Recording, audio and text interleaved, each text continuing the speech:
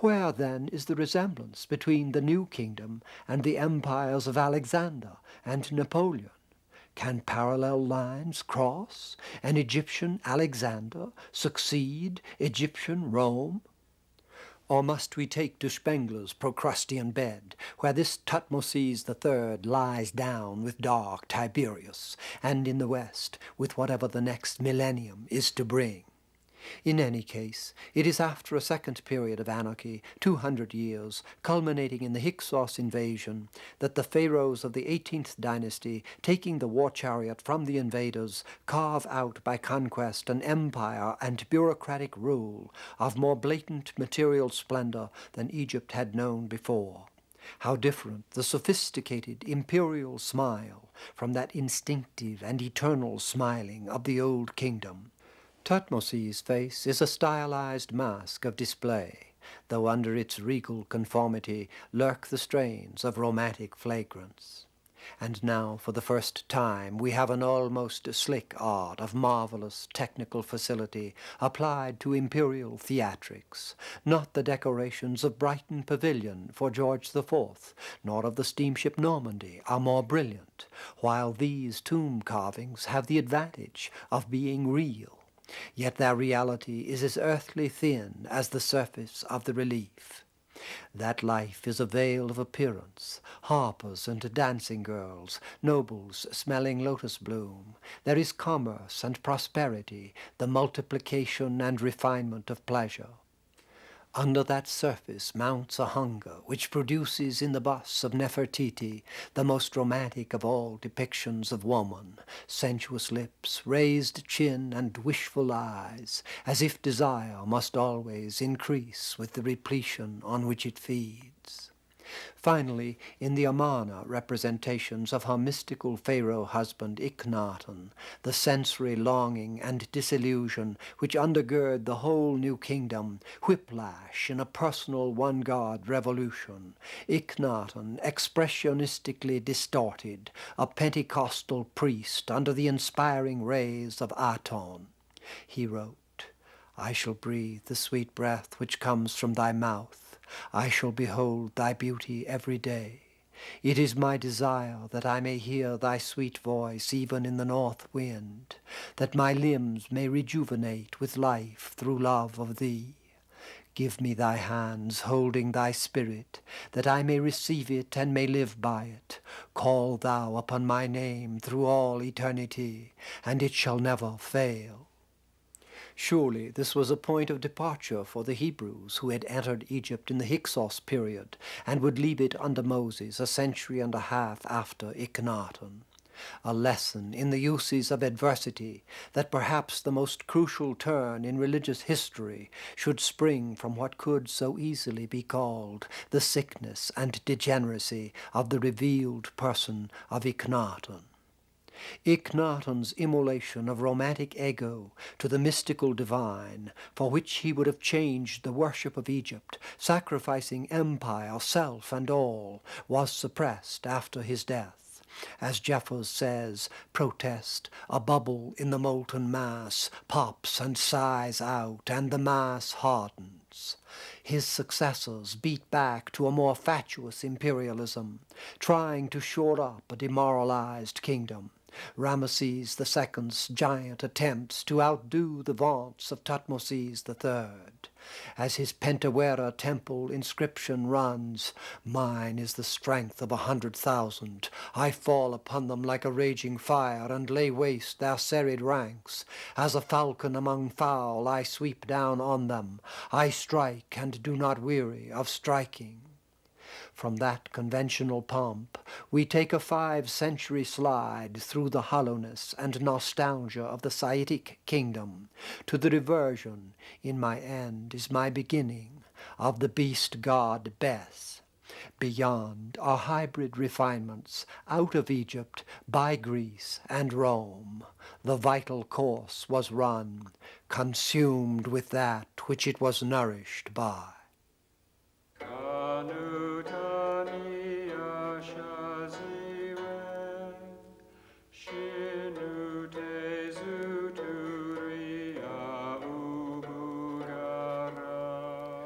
Through its long history, Egypt was not isolated, and the pattern of the one many where we began would lead us to ask if Mesopotamian Ur and Sumer, from the time of the Old Kingdom and soon after, or even the first cities of the Indus, shared in that phase of keen discovery.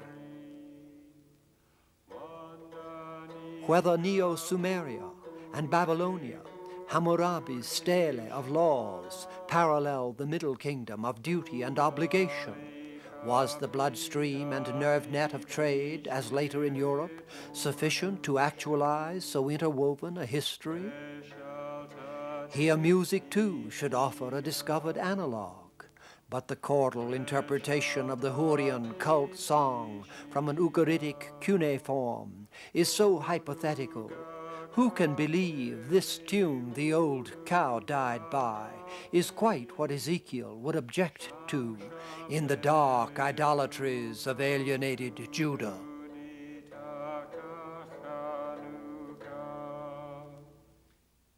Certainly the cultural web proliferates as we advance toward the New Kingdom, and suddenly from maritime Crete comes an art about 1500 BC, which seems to telescope what had gone before and to anticipate Egyptian luxury to follow.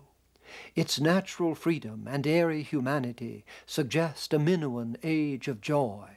Yet that brief and sensuous smile attends the matured and sophisticated empires, ships bearing wine and oil and spices from Egypt and Asia Minor to Greece and Troy. Here is an island peak of the submerged continent from which the Homeric poems must in part derive. The excavations on Crete and at Mycenae spurred a cyclical rethinking of Homer, as in Kazantzakis' New Odyssey and in Yeats. A shudder in the loins engenders there the broken wall, the burning roof and tower, and Agamemnon dead. Against the three-in-one of Egypt, the pre-Hellenic seemed divided like Greco-Rome into a Minoan phase of discovery and a weightier power phase involving a new conquering people centered in Mycenae.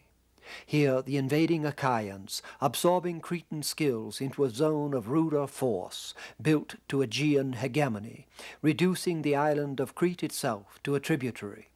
The Lion Gate of Agamemnon's city rich in gold, carved 4 centuries before the Trojan War, sets a type of the successor power, against which the art of waning Knossos has the sophisticated elegance of the Hellenistic or recent European.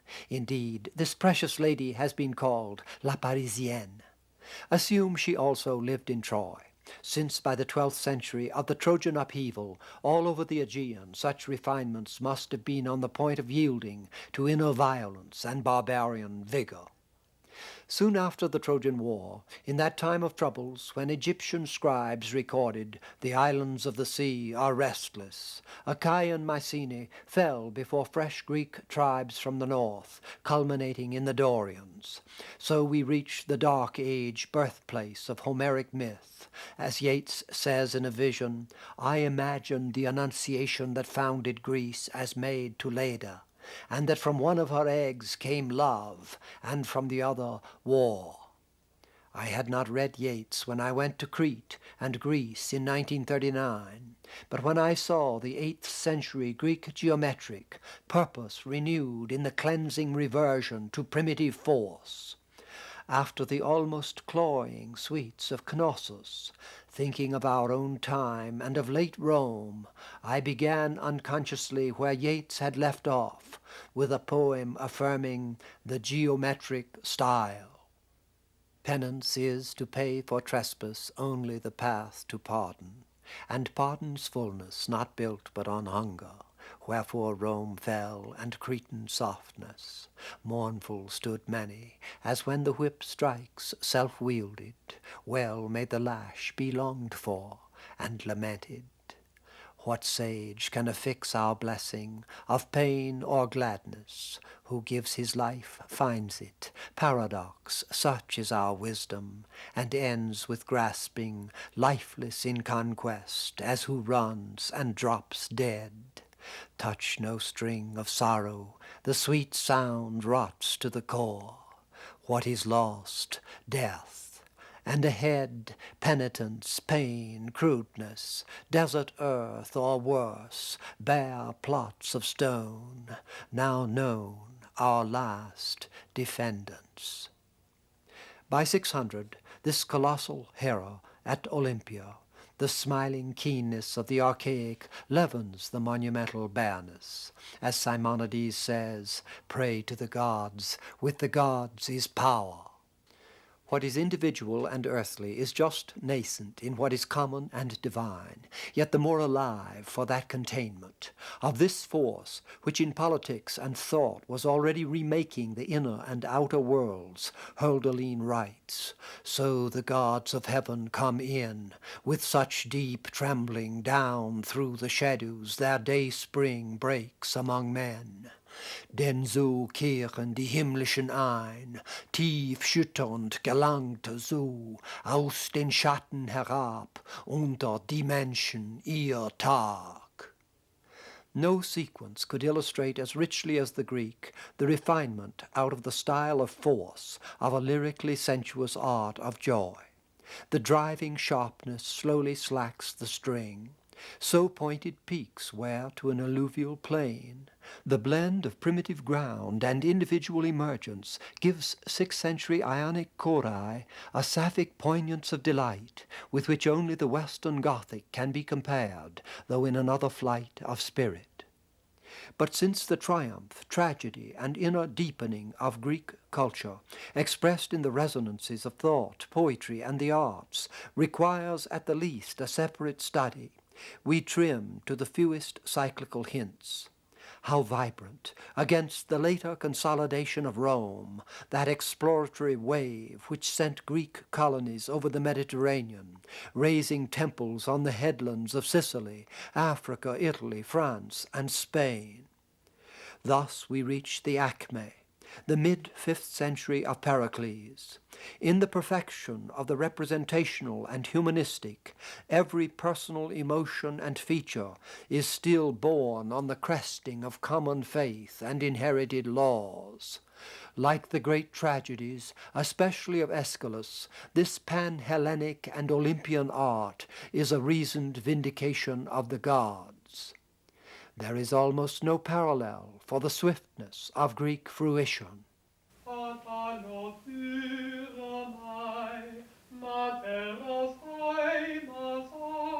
What reared free city-states led them to the value-rending Peloponnesian War. The first shoots of philosophy flowered in a sophistic questioning of everything.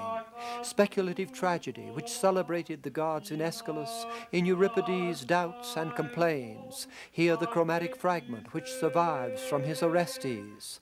From the 5th century BC to the 4th, is from the strength of the Periclean Zeus Poseidon to the softness of this Praxitelean Hermes.